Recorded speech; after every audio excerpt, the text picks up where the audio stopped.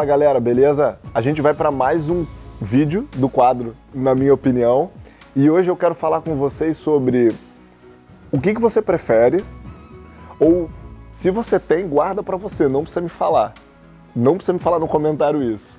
O que você prefere ter na sua equipe? Porque, aliás, toda equipe tem um preguiçoso ou um âncora. Difícil, né? Essa pergunta é difícil. Pô, mas ter um preguiçoso ou ter um âncora, o que será que é melhor? Na verdade, melhor é não ter nenhum dos dois, né? Mas, infelizmente, a grande maioria das equipes tem um preguiçoso ou um âncora.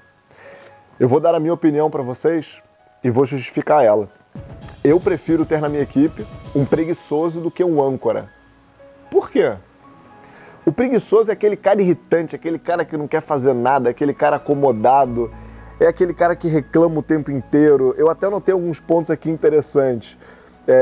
O preguiçoso, ele não quer ser ensinado, ele é especialista em dar desculpas, o preguiçoso.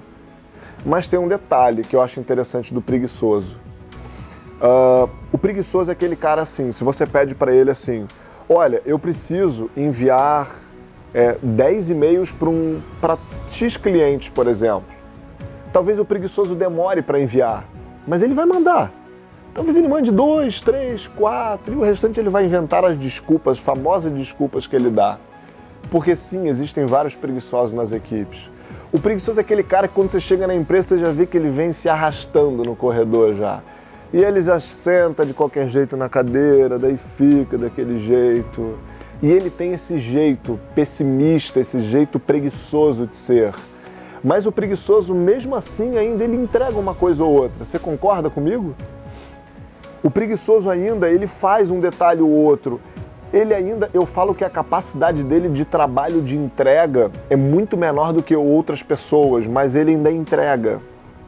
Já o âncora, a gente tem muito aquela analogia da história da própria âncora.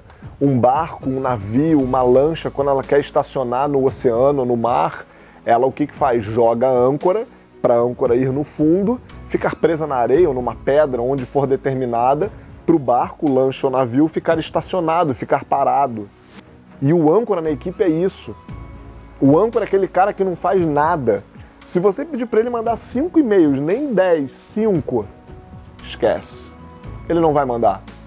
O âncora é aquele cara que ele vai, por exemplo, para o trabalho hoje, ele senta na frente, estou dando um exemplo, na baia dele, no computador dele, e ele não produz nada o dia inteiro. O preguiçoso, mesmo sendo irritante, mesmo sendo preguiçoso, ele ainda produz mais do que o âncora.